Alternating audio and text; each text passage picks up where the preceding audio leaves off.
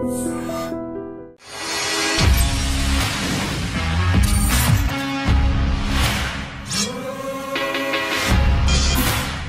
and welcome to another episode of Ramuism. ఎలా బ్రతికావో ముఖ్యం, ఎంతకాలం బ్రతికావని కాదు అని ఒక పెద్ద మనిషి అంతే. ఇంకోళ్ళు ఎవరో ఏమన్నారంటే don't just live beyond your expectations, don't just exist, keep on living అని ఇలా రకరకాలుగా చెప్తూ వచ్చారు. ఈ భాష్యాలని పక్కన పెడితే అసలు ఎలా బ్రతకాలి, let's talk to Ram Gopal Varma గారు. వర్మ గారు, బ్రతకడం అంటే మీకు ఫస్ట్ వచ్చే ఇమేజరీ ఏమిటి చెప్పండి? I mean, I think it's a consciousness.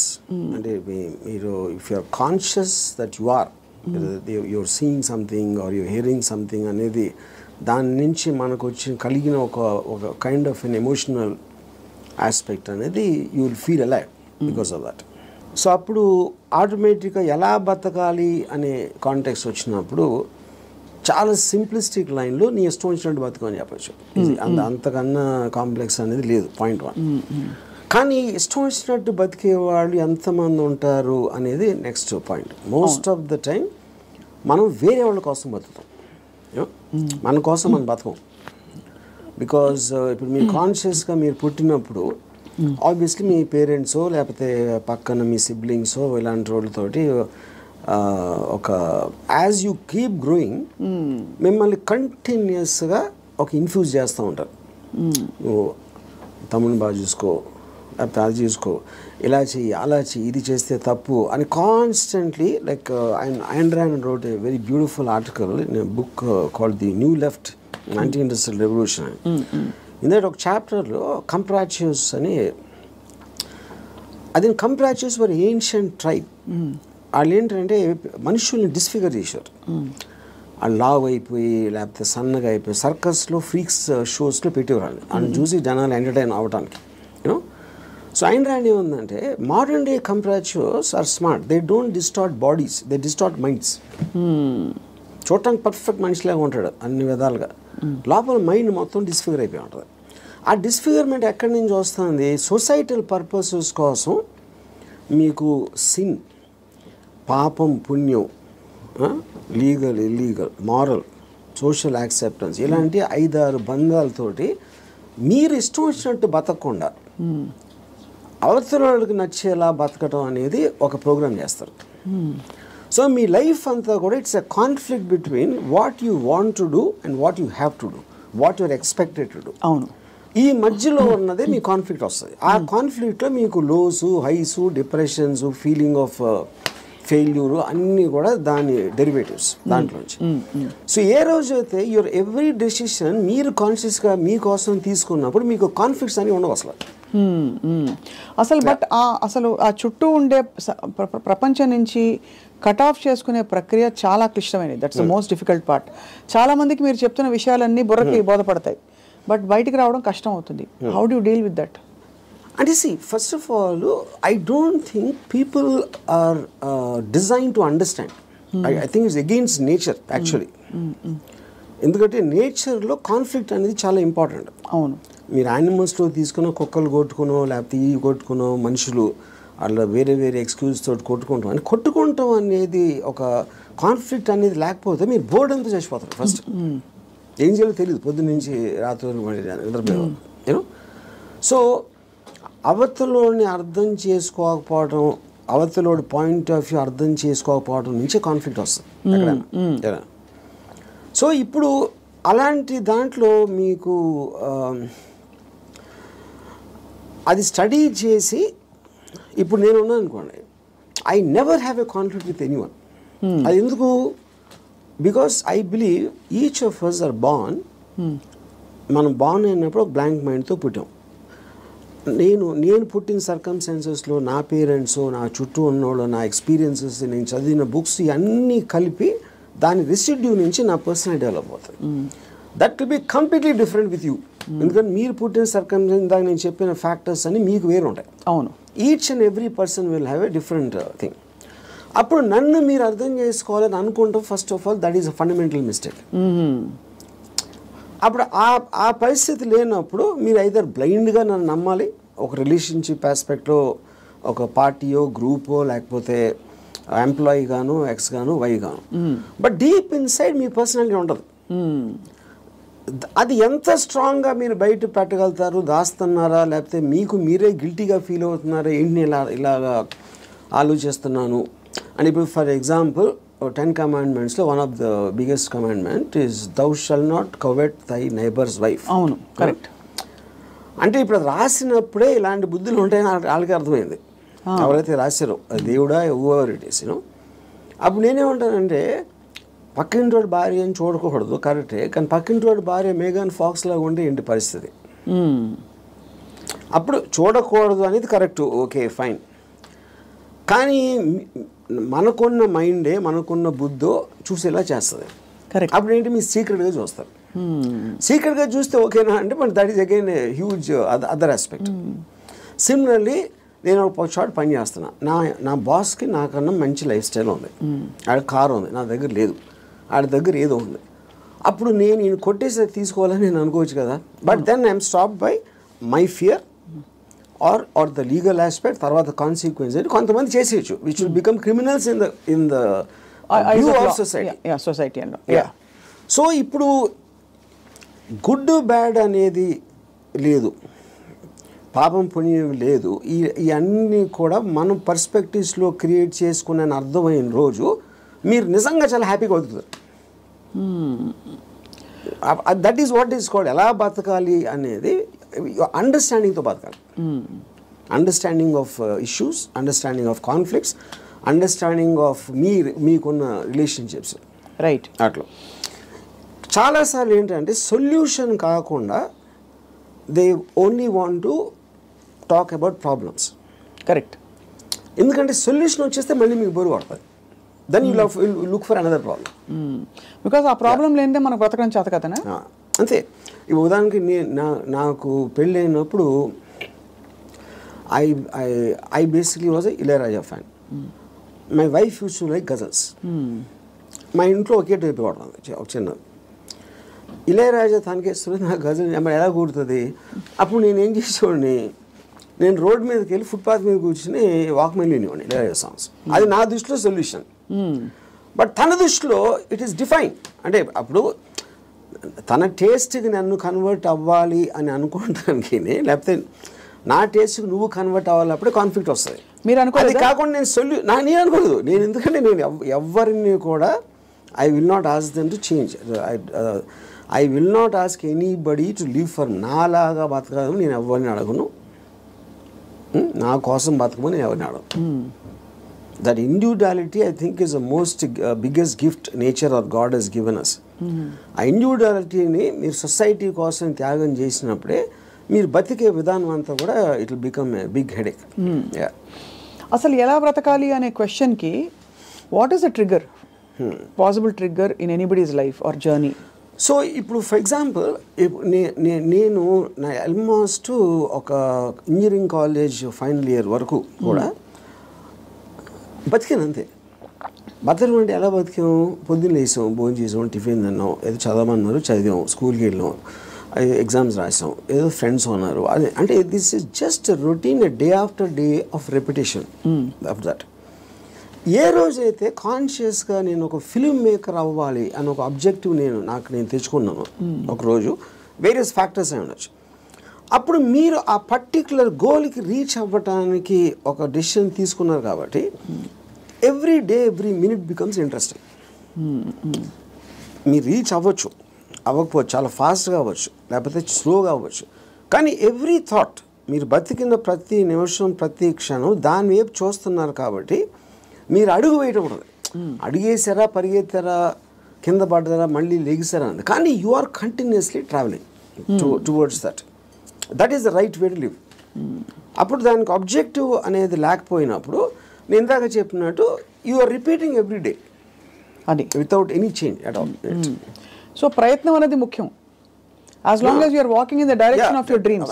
కానీ దానికి ఆబ్జెక్టివ్ కావాలి. అదే మిషన్ ఆబ్జెక్టివ్, అక్కడికి నేను రీచ్ అవ్వాలి, ఇది చేయాలి. అదేం గొప్పగా అవ్వట్లేదు, అది మీ ఇష్టం, అది ఏంటనేది. ఇప్పుడు మీరు సినిమా తీయాలనుకుంటారు, హిమాలయాస్కి నడిచి వెళ్ళాలి కూడా, అది కూడా ఆబ్జెక్టివే. ఏదైనా అవ్వచ్చు, ఎనీథింగ్ వాట్ యూ వాంట్, అది వేరే చెప్పింది కాదు. మీరు ఫీల్ అయ్యి ఇలా చేస్తే I will just have my happiness ఏదో మీరు అనుకున్నప్పుడు that process of living becomes completely different compared to just repeating everyday. మీ దృష్టిలో అలా అనుకోవడానికి రోజువారీ చర్యలకి there is a conflict, because ఈ రోజువారీ చర్యలన్నీ కూడా సొసైటీనో ఇంకో కండిషనింగ్ ముసుగులో కొట్టుకుపోతున్నాం. సో అక్కడి నుంచి there is a distortion in the objective and the ఇది అంటారు. ఇదో ఇంట్రెస్టింగ్ పాయింట్. ఇప్పుడు మీరు ఆబ్జెక్టివ్ అనేది it should never be a person. అంటే ఇప్పుడు నేను నా భార్యను ప్రేమిస్తానా, లేకపోతే నా కొడుకు కోసం, లేకపోతే ఎవరు అనదర్ హ్యూమన్ బీయింగ్కి రిలేటెడ్ ఉన్న దానికి ఆబ్జెక్టివ్ అనేది దట్ ఈస్ డేంజరస్. ఎందుకంటే that person is subject to change. అంతే కదా. యా, కానీ మీరు ఫిల్మ్ మేకర్ అవ్వాలంటే అది నా కంట్రోల్లో ఉంది. నేను మంచి సినిమా తీయగలుగుతాను, తీయడానికి ఎంత ట్రై చేస్తాను, ఏం చేస్తాను అనేది. What is in your control and only you can fail it, the other person cannot fail you. Yeah, correct. Me effort, me attempt అనేది మీ చేతిలో ఉంటుంది కాబట్టి you will never feel a sense of failure. ఇప్పుడు human రిలేషన్షిప్స్లో మీరు ఒక వ్యక్తిని నమ్ముకుని ఒక భార్యనో భర్తనో లేకపోతే ఒక ఫ్రెండ్నో లేకపోతే ఏదో అలాంటివి చేసినప్పుడు వాళ్ళు సబ్జెక్ట్ టు చేంజ్ కాబట్టి మీ 20 years 30 years జర్నీ తర్వాత one fine day you will be nothing. పిల్లల్ని చాలా ప్రేమగా పెంచి వాళ్ళని పెద్ద చేసి వాళ్ళకి చదువు చేపించి పెళ్లి చేసి ఫైనల్గా మిమ్మల్ని ఒక తను తాంతాడు. అప్పుడు it means wasting everything because that person change, you did not. Yeah, correct. Yeah, so that cannot be a driving being should never be the objective. Yeah. So what could be an objective then according to you? Like this. See, నాకు చాలా డబ్బులు సంపాదించాను, నేను హిమాలయాలకు నడిచి వెళ్ళిపోతాను, లేకపోతే అసలు ఏ పని చేయను, అది that also can be objective if you are conscious about it. You know, అప్పుడు ఏంటి మీరు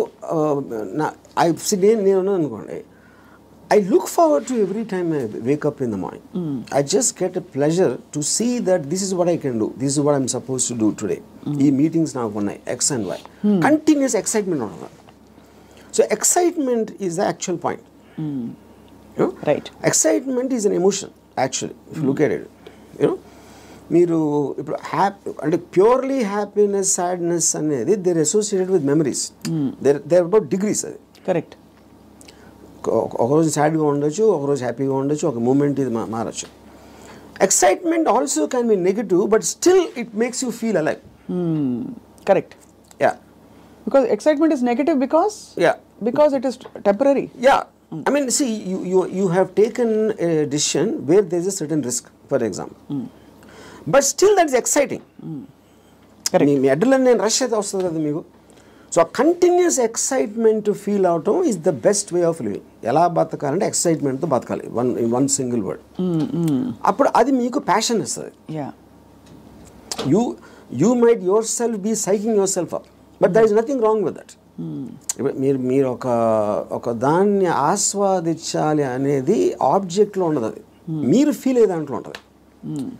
ఇప్పుడు నేను ఇంజనీరింగ్ కాలేజ్లో సినిమాకి వెళ్తే థియేటర్కి ఎంటర్ అయ్యే ముందు నాకు ఎక్సైట్మెంట్ ఫీల్ అవ్వండి. It was almost as strong as sexual excitement. అంటే ఒక ఏదో చూసేస్తున్నాను, అక్కడ ఏదో అయిపోతుంది అని ఒక అడ్రినలిన్ రష్ ఉండేది నాకు అసలు. And not only necessary films, it could be anything which excites me on a interesting ఆస్పెక్ట్లో. ఒక ప్లేస్కి వెళ్ళడం, లేకపోతే ఏదో ఒక ట్రావెల్ ఆస్పెక్ట్, ముదుమలై ఫారెస్ట్లో నడిచి వెళ్ళటం, everything I will create. And ఇప్పుడు అబ్జెక్టివ్ కూడా మీకు లాంగ్ టర్మ్ ఉండాల్సిన అవసరం లేదు. Objective can be short term. ఈ మంత్ ఎండ్ లోపల ఇది చేయాలి అంటే ఆ మంత్ అంతా కూడా మీకు ఎక్సైట్మెంట్ ఉంటుంది. Then you can change it to some other objective. Some other objective. So ఈ ప్రాసెస్లో నా లైఫ్ అయ్యే లోపల, నేను చచ్చిపోయే లోపల ఇది చేయాలి, అలాంటి అబ్జెక్టివ్ అవసరం లేదన్న. ఈ ప్రాసెస్లో పొద్దున్న లేచి ఎక్సర్సైజ్ చేసి రోజుకి 10 push-ups అది ఇంక్రీజ్ చేసి 40 push-ups that also is an objective. చాలా మందికి నాకు ప్రపంచం చూసేయాలి, I want to travel and experience new things అని అవన్నీ ఉంటాయి. కానీ అడ్డొచ్చేవి ఏంటంటే కుటుంబం, భార్యను తీసుకుని వెళ్ళాలి, ఆఫీస్లో బాస్ లీవ్ ఇవ్వడు, చేతిలో డబ్బు లేవు, ఇవన్నీ. So how do you make peace? ఇది పాయింట్. ఇంకొకళ్ళ కోసం బతకటం అనేది that is the first thing nobody should. ఎలా బతకాలి అంటే ఇంకొకళ్ళ కోసం బతకూడదు. ఇందాకేమన్నా నువ్వు ఇష్టం వచ్చినట్టు బతకాలన్నా, ఇంకొకరి కోసం బతకపోవటం అనేది ఫస్ట్ చేయాల్సిన పని. అది ఎలా బతకాలంటే అంటే భార్య రాకపోయినా ఎవరైనా సరే, anybody except for you, nobody is important. ఇంకోళ్ళ ఇంపార్టెన్స్ ఏంటంటే మీ హ్యాపీనెస్ని ఇంక్రీజ్ చేస్తాడు. దానికి యాడ్ అయిన వాళ్ళు they're worth it. Anytime they subtract it or they create a pressure, they should be out of your life. అది ఎవరు, మీ పిల్లల, భార్య, ఇళ్ళాలి, ఎవరైనా సరే, anybody who comes in between you and your excitement should be mercilessly taken away. చాలామంది ఇప్పుడు కుటుంబ సమేతంగా ఉండే వ్యక్తులందరూ కూడా ఇప్పుడు చూసి మీ మీద దాడికి వస్తారు. రామ్ గోపాల్ వర్మ గారు, టెంపరీ ఎక్సైట్మెంట్ కోసం మీరు ఒక వ్యవస్థనే ప్రశ్నిస్తున్నారా అని చెప్పి. అది ఫస్ట్ ఆఫ్ ఆల్ వ్యవస్థ అనేది కరెక్ట్ కాదు. ద పాయింట్, ఇది చాలా మందికి తెలుస్తుంది, వాళ్ళు బయటికి చెప్తారు అంతే. ఇప్పుడు మీకు ఉన్న ప్రాబ్లమ్స్, మనిషికి ఎప్పుడన్నా మీరు చూస్తే అది ప్రాబ్లమ్స్ అన్నీ are related to the people around. ఇప్పుడు నాకు దీంట్లో ఒక ఎగ్జాంపుల్ చెప్తాను. మీరు ఇళయరాజా గారు పర్టికులర్ టైంలో విలేజ్లో ఉండేవారు. అక్కడికి ఆయన చెన్నై వచ్చేమని ఆయన కజిన్ ఎవరు చెప్పారు. చెన్నై ఇక్కడే నేను బతలేవో, చెన్నైలో ఎలా బతుకుతున్నాను అంటే చెన్నైలో కుక్క కూడా బతుకుతుందని చెప్పాడు ఆయన. అది ఇంట్రెస్టింగ్ పాయింట్ ఏంటంటే, కుక్క ఎలా బతుకుతుంది అసలు? దానికి మ్యాక్సిమం కావాల్సింది ఫుడ్. అది ఎక్కడో చెత్తకుండీలోనో, ఎక్కడో అక్కడో హోటల్ బయట ఎక్కడో చోట ఏదో ఒకటి దొరుకుతుంది. It keeps living. అదే కుక్కకు ఫ్యామిలీ ఉందనుకోండి, ఆ పిల్లలకి వెళ్ళి పెట్టాలి, అది పెట్టాలి అంటే that becomes the pressure. Pressure point మీకు ఎప్పుడు రెస్పాన్సిబిలిటీస్ మీరు తీసుకున్నప్పుడు ఉండదు. ఇప్పుడు నీషే ఏమనంటే, like a camel is man, he kneels and lets himself be laden with burdens of responsibilities, you know, and then when the going is tough, he says, yeah, life is hard to bear, but all he has to do is to shrug the load off and run. ఇప్పుడు షగ్గింగ్ the load అంటే మనకేంటి, ఎంతసేపు పిల్లల్ని చూసుకోవాలి, తల్లిదండ్రులు చూసుకోవాలి, పక్కన చూసుకోవాలి, వాళ్ళని చూసుకోవాలి అని ఈ రెస్పాన్సిబిలిటీస్ అన్నీ పెట్టి అదే మహానుభావుడు అని మీకు ఒక లేబుల్ వేసి పెట్టారు. కాబట్టి మీ మనసులో మీకు ఇష్టం లేకపోయినా అది మీరు చేస్తారు. అది చేసినప్పుడు ఏమవుతుంది, the negative energy will be building inside you, because you're doing what you're suppose to do, not what you want to do. నా భార్యని నేను సినిమాకి తీసుకెళ్ళాలని నాకు అనిపించినప్పటికి ఉన్న డిఫరెన్స్కి, తీసుకెళ్ళకపోతే చంపుతుందిరా బాబు అని చేసుకోవడం అప్పుడేంటి, తన కోసం చేస్తున్నా. Right, I'm hating every moment of that journey to go and sit in the theater, to come outside. But if I want it, I am having pleasure because నా decision నాది కాబట్టి. మరి నీ సుఖమే నేను కోరుతున్నాను కాన్సెప్ట్ ఉంది. Suppose somebody derives real happiness or high in making another person happy, then what do they do? ఇది అంటే అప్పుడు అతను అనుకున్నట్టే కదా, my happiness is coming out of someone which is my decision only. No, అదే decision మన దగ్గర ఉండాలి, అది డెసిషన్ మన దగ్గర ఉండాలన్న, అంతే కదా. యా, ఎందుకంటే అందరికీ రోజు నిత్యం ఏదో సాధించాలి అని గోల్స్ ఉండకపోవచ్చు. ఎవరో ఏదో అనుకుంటారు, ఎవరో ఏదో బాధపడతారు, ఎవరో ఏదో కోపగిస్తారు అని వాళ్ళ కోసం చేయటానికి ఒక ప్రెషర్ తోటి మీకు అనిపించేయడానికి ఉంది కదా డిఫరెన్స్. యా, ఈ హోల్ ప్రాసెస్లో బిగ్గెస్ట్ డెటరెంట్స్ హ్యూమన్ రిలేషన్షిప్స్ అంటారా, రిలీజియన్ అంటారా, లేక లెథార్జీ అండ్ ప్రోకాస్టినేషన్ అంటారా? What is the biggest challenge మీ దృష్టిలో? ఐ ఫీల్ అంటే ఇప్పుడు రిలీజియన్ అనేది, బికాస్ పాపం పుణ్యం అనేది they are going to be measured when you die. పాపం పుణ్యంకి ఏమి లింక్ చేశారు, స్వర్గం నరకం, అది ఇప్పుడు నేను పోయినప్పుడు వస్తుంది. అది మాట్లాడతాం కానీ that is not a big thing. What is the biggest thing is the reactions of the people around. ఎందుకంటే మీరు ఇంటరాక్ట్ అయ్యేది మనుషులే కదా. సో వాళ్ళు ఏదో అనేస్తారు, వాళ్ళు ఏదో అనుకుంటారు, అనేసారు అని అంటారు. Constantly it is that pressure, people around. అందుకని people around are the biggest problem creators. వాళ్ళని కేర్ చేయని రోజు మీకన్నా హ్యాపీ పర్సన్ ఎవడో ఉండడు.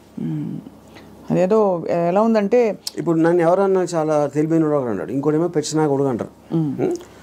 And both of them are correct. ఎందుకంటే వాడి పర్సెప్షన్లో అతనికి ఉన్న నాలెడ్జ్ వాటి, నేను సేమ్ పర్సన్, కానీ అతను నన్ను చూసే విధానం ఇందాక నేను చెప్పిన ఎగ్జాంపుల్ లాగా వాడి వరల్డ్లో నేను వేరు. So I will be tolerant to that. ఇప్పుడు ఆడు పొగిడాడు అని నేను, ఎందుకంటే నేనేంటో నాకు తెలుసు. నేను అనుకునే దానికన్నా మీరు ఎక్కువ పొగిడితే మీరు ఫూల్ అనుకుంటాను. అనుకున్న దానికన్నా మీరు తను క్రిటిసైజ్ ఎక్కువ చేసినా ఫూల్ అనుకోండి. ఎందుకంటే my measurement is only me. I don't let someone else measure me. Yeah, ఈ కాంటెక్స్లో బిగ్గెస్ట్ డెటరెంట్ ఇస్ అటాచ్మెంట్ అని అనిపిస్తుంది చాలా వరకు. సో మీరు ఫర్ ఎగ్జాంపుల్ మీరు చాలాసార్లు ఓపెన్గా షేర్ చేసుకున్నవి రిలేషన్షిప్స్ నుంచి బయటకు వచ్చినప్పుడు ఇది నాకు this is coming in the way of my happiness and my objective what ever it is అని అనుకున్నప్పుడు దానిలో వచ్చే ఎమోషనల్ టర్మాయిల్ ఎలా డీల్ చేసుకున్నారు? అసలు ఎమోషనల్ టర్మాయిలే ఫీల్ అవ్వలేదా? ఇప్పుడు దీనికి ఒక ఎగ్జాంపుల్ అంటే నిన్నటి వరకు మనిషిని చూశారు, ఒక మనిషి మీతో రోజు భోజనం చేయడం, you're spending time with them. ఇవాళ నుంచి మీరు బ్రేకప్ అయిపోయాక మనిషి ఉండరు మీ లైఫ్లో. How do you visualize that possibility? That is what I'm saying. ఇప్పుడు ఒక ఎగ్జాంపుల్ ఏమి ఇస్తానంటే, ఇప్పుడు I'm very fond of my father. Obviously నేను పుట్టిన తర్వాత స్కూలు గీలు అన్నీ అయిపోయి నేను ఇంజనీరింగ్ వచ్చాను. ఇంజనీరింగ్ కూడా అయిపోయిన తర్వాత అప్పటికి మా ఫాదర్ కొంచెం ఇన్సెక్యూర్, అంటే స్టూడియోలో జాబ్ ఉంటుందా లేకపోతే కొత్త కొత్త టెక్నాలజీ వచ్చేసింది, సో రిటైర్మెంట్కి ఏం చేయాలి అనుకునే టైంకి ఆయనకి మా అంకుల్ ఎవరో ఒక షాప్ ఇచ్చారు. ఏదైనా ఈయన జ్యూస్ షాప్ ఏది పెడదామని మా ఫాదర్ ప్లాన్. నేను అదే టైంలో ఒక వీడియో లైబ్రరీ పెడదామని నేను ఒక ఐడియా వేసాను. అది వెళ్ళి మా ఫాదర్ని అడిగా, నా షాప్ నాకేమో వీడియో లైబ్రరీ పెట్టుకుంటాను. మా ఫాదర్ నా దగ్గర ఏమనుకున్నా తర్వాత మా అంకుల్కో ఎవరికో నేను రిటైర్మెంట్ కోసం ఉంచుకుంటే అది కూడా అడిగేస్తున్నాడు వాడు. ఇది మా అంకుల్ నాకు చెప్పారు. ఇంకా నాకు బార్ కూడా గుర్తుంది, మధు బార్ అని అమీర్పేటలో. అప్పుడు నేను నిజంగా ఎఫెక్ట్ అయ్యాను. ఎందుకంటే ఒకటి మై గిల్ట్ ఆస్పెక్ట్ ఆఫ్ మా ఫాదర్కి ఇస్తే మా అంకులు నేను నా కోసం నాకు ఇచ్చేయమని అడిగేది ఆ వీడియో లైబ్రరీ బిజినెస్ నడుస్తుందా లేదా ఏంటో తెలీదు. మా ఫాదర్ డెసిషన్ తీసుకుంటే ఆయనది he's got every right to decide what he wants because that belongs to him, not to me. కానీ నాకు జ్యూస్ పార్లర్ నడవదు, వీడియో లైబ్రరీయే నడుస్తుంది అనేది నా. కానీ మా అంకుల్ చెప్పేటప్పటికి నేను ఆ ఎమోషన్ తోటి మా ఫాదర్కి వెళ్ళి చెప్పేసి సరే నేను వద్దు నాకు అని నేను చెప్పేద్దాం అనుకున్నాను. నేను నడుస్తూ ఉంటే అమీర్పేట నుంచి పంజాగుట్కి స్లోగా emotions got this by my logic. నా లాజిక్ ఏమైందంటే నేను ఎంత స్ట్రాంగ్గా నమ్మినప్పుడు at the most video library పెడితే 2-3 months తెలుస్తుంది అది నడుస్తుందా లేదా మూసేయాలి. అప్పుడు anyway you can do is in case he wants to juice thing. Okay, but ఇది వర్కౌట్ అయిందంటే ఇట్ చేంజ్ అవర్ లైఫ్స్. మా ఫైనాన్షియల్ ఆస్పెక్టు ఇది అది అన్నీ మారిపోతాయి. అప్పుడు నేనేం డిసిషన్ తీసుకున్నా ఫైనల్గా, I don't care about what my father thought. Okay, so ఇప్పుడు నేను రూత్లెస్గా అంటే మా నాన్నగారు మనోభావాలను పట్టించుకోకుండా చేశాను అంటే అది నేను ఎవరి కోసం చేశాను? ఆయన కోసం, నా కోసం చేసుకున్నాను. So but because my confidence work out అయితే వాళ్ళు కూడా హ్యాపీగా ఉంటారు. That is the risk you have to take any given time. అవును. అప్పుడు మా ఫాదర్ ఇన్ని సంవత్సరాలు నన్ను పెంచి 20 సంవత్సరాలు నాకు చదువు చెప్పించి అన్నీ నేను తీసుకుని ఆ టైంలో నాన్నగారు అంటే బాధపడతారు అనే దాంట్లో నేను తీసుకుంటే I won't have become anything. Yes, that is selfish, there is no doubt about it. But selfishness అప్పుడు నేను ఎందుకు పుట్టాను? అసలు మా ఫాదర్ కోసం పుట్టాను, నా కోసం పుట్టాను. మా ఫాదర్ వాళ్ళ ఫాదర్ కోసం పుట్టారా, ఆయన కోసం పుట్టారు. సో ఆ సెల్ఫ్ ఆస్పెక్ట్ అనేది లేకపోతే అసలు బతకడానికి మీనింగ్ లేదు. సో ఇర్రెస్పెక్టివ్ మీ పేరెంట్సా మీ పిల్లల వాళ్ళందరూ కూడా they should become devices for your objectives. దాంట్లో వాళ్ళ సైడ్ ఎఫెక్ట్ వాళ్ళు కూడా పెరగచ్చు, కానీ మీ మెయిన్ ఆబ్జెక్టివ్ మిమ్మల్ని పెంచుకోవడం ఉండాలి. అంటే అందరినీ వాడేసుకోమని చెప్తున్నారా? అంతే, 100%. ద డివైజ్ ఏ జీవి అయినా పుట్టింది ఎకో సిస్టంలో వేరే జీవుల్ని వాడటానికి. సో మనం ఎవరు తప్పు అంటున్నారు? అల్ట్రూయిస్టిక్ ఏజెంట్స్ ఉంటారు కదా, వాళ్ళు చెప్తారు ప్రజల కోసం చేయాలి, ఫ్యామిలీ కోసం చేయాలి, పిల్లల కోసం చేయాలి అనేది కాన్స్టెంట్గా మీకోసం మీరు చేయకుండా చేసినప్పుడు ఇందాక నేను డిస్క్రైబ్ చేసిన కాదు. అక్కడ రెండు వేరే ఉన్నాయి. ఇంకోళ్ళని మీరు ఇంకోళ్ళ కోసం ఏం చేయక్కర్లేదు, బట్ అవతల వాళ్ళని వాడేసుకోవడం అనేది అది ఇంకొక ఎక్స్ట్రీమ్ కదా. చెప్తున్నాను, వాడేసుకొని ఎవరిని వాడుకోం మనం. All the time we're using people or anything we're also being used కదా. ఆఫ్ కోర్స్, అదే కదా నేను చెప్పేది. దాంట్లో మీకు ఎవరు ఎక్కువ ఎవరు తక్కువ అని ఉంటుంది. ఇప్పుడు నేను సపోజ్ మా ఇంట్లో పనుడు ఉన్నాడు, ఆడు మనిషే కదా, ఆడికి సేమ్ థింగ్ ఉంది, వాడు ఫైనాన్షియల్గా నాకన్నా తక్కువ, అందుకని ఆడ దగ్గర పని చేస్తున్నాడు అని నేను ఆడు వాడుకున్నట్టే కదా, ఆడుకున్న పొజిషన్ చూసి. అలాగే నేను ఇంకోటి ఎవరి దగ్గర పని చేస్తున్నాను. సో ఇప్పుడు పులి జింకని తింటుంది, జింక గడ్డి తింటుంది. So that is order of nature of differences in your things which is a natural thing in terms of that. So దానికి మీరు అది ఆర్డర్ ఆఫ్ నేచర్లో తీసుకోకుండా దానికి ఎగెన్స్ట్గా వెళ్ళి వాళ్ళకి సేవ చేయాలి అంటే అది అది కానీ మీరు అనేది పులినెస్ జింకనెస్ అనేది మనం కల్టివేట్ చేసుకునే దాన్ని బట్టి మనం మారుతాం, పెరుగుతామని, అంతేనా? ఇప్పుడు పులి జింకను చూసినప్పుడు తిండి చూస్తుంది, జింకను చోట్ల. జింకను ఎందుకు చంపుతుంది? తింటానికి చంపుతుంది. ఇప్పుడు పులి జింక గురించి ఆలోచిస్తే పులి అవ్వదు కదా. పులి అవ్వదు అంటే నేచర్ కూడా అంటలేదు నేను. పులి is being designed to make use of. Correct. ఇక్కడ మీరు ఒక కాన్స్టెంట్ ఎగ్జాంపుల్స్ ఇచ్చారు. పులి ఎప్పుడు పులిగానే ఉంటుంది.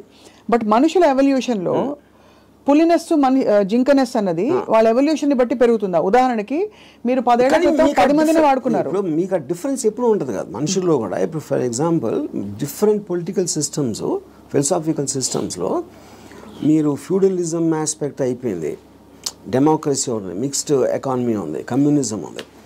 వీటన్నిటిలో సపోజిషన్స్ ఏముంటాయి? మనుషులంతా ఒక్కటే అనుకున్నారు. మనుషులంతా ఒకటి కాదు, వాళ్ళ కెపాసిటీస్ వేరు ఉంటాయి, వాళ్ళ టాలెంట్స్ వేరు ఉంటాయి, వాళ్ళ ఐక్యూ లెవెల్స్ వేరు ఉంటాయి. సో మీకు ఆ డిఫరెన్స్ అనేది సొసైటీలో లేకపోతే ఎగ్జిస్ట్ అవ్వదు అనే దాంట్లో నుంచే మీకు కేపిటలిస్ట్ ఎకానమీ వచ్చింది. యూనో ఈ communism failed also is because of that. So same హైరార్కీలో ఇప్పుడు ఒక ఇల్లు ఉంది, ఒక ఇంట్లో ఒకళ్ళు చాలా కేపబుల్ ఉంటాడు అవ్వడం, ఒకళ్ళు అస్సలు లేదు. వాళ్ళిద్దరు ఒకే ఇంట్లో ఉంటున్నారు.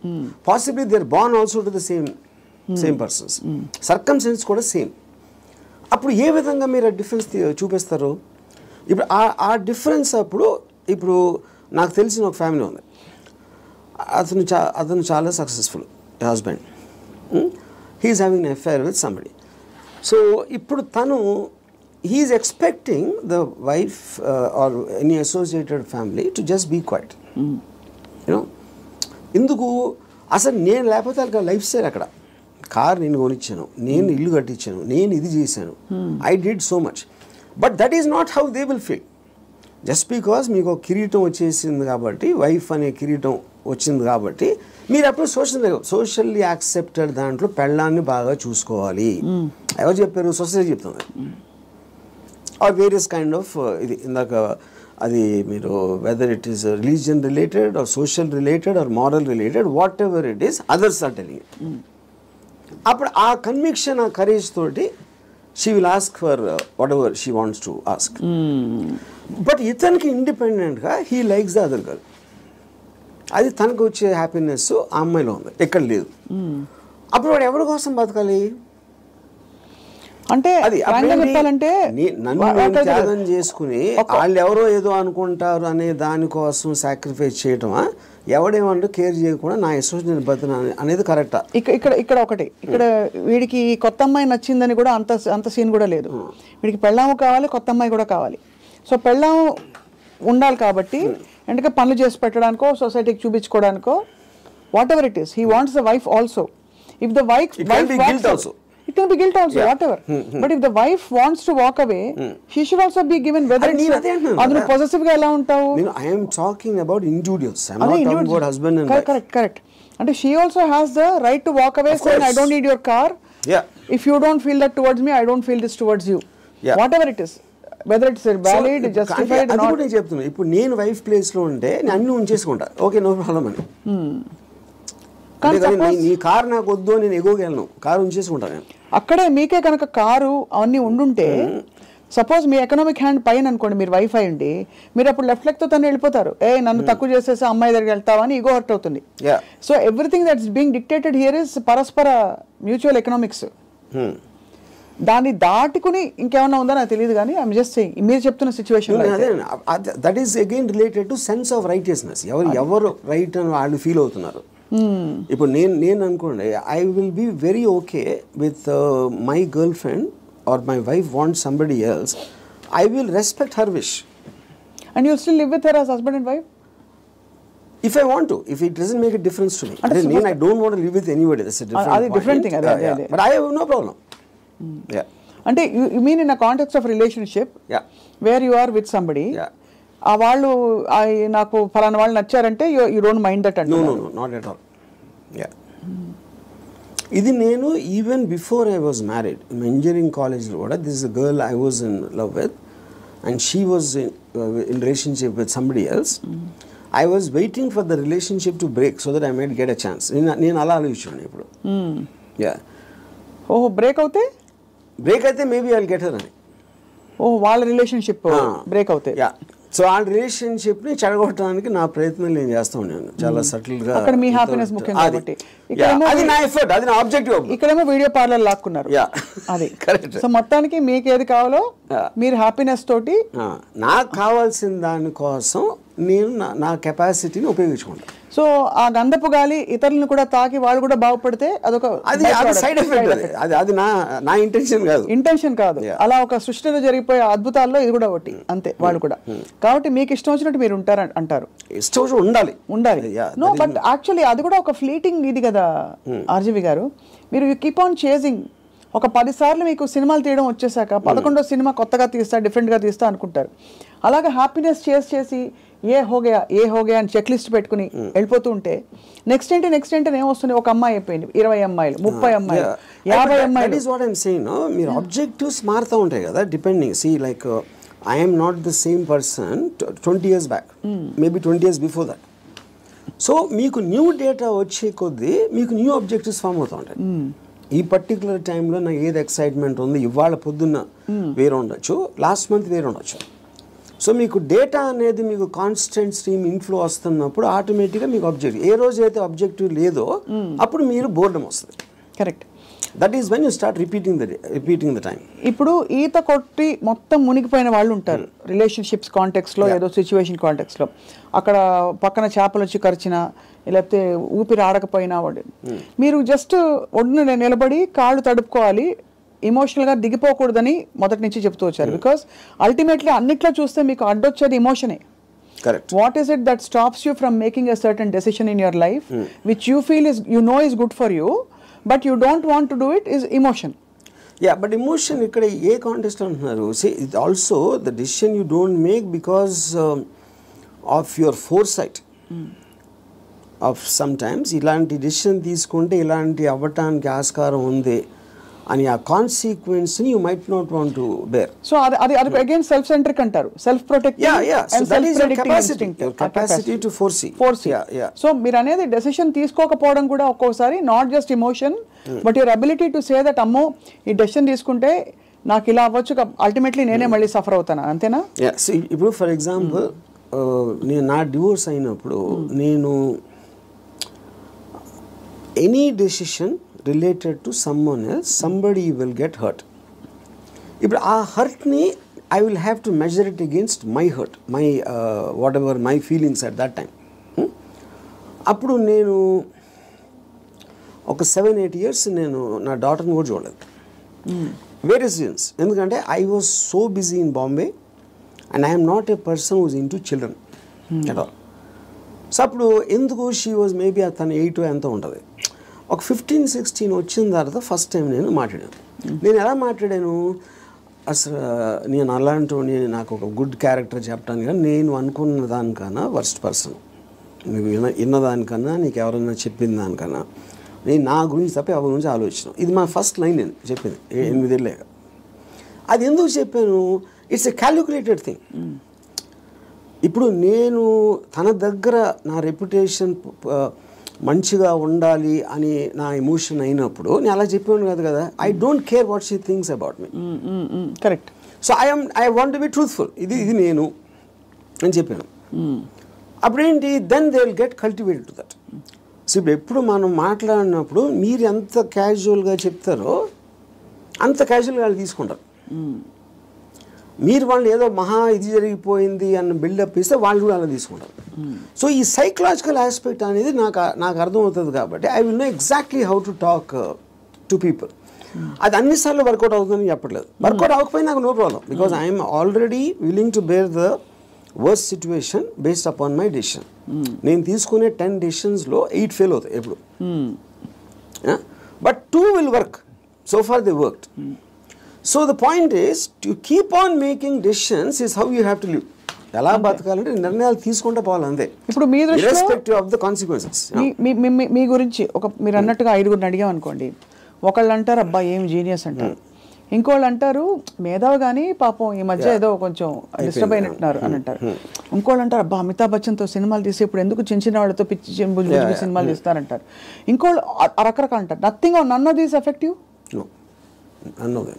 Because I understand why I am taking that particular decision at any given time.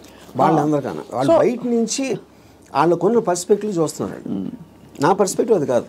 మీకు పుట్టుకతో వైరింగ్ డిఫరెంట్గానే ఉంటుందని చాలా మంది ఫీల్ అవుతాం, నేను కూడా ఫీల్ అవుతాను చాలాసార్లు.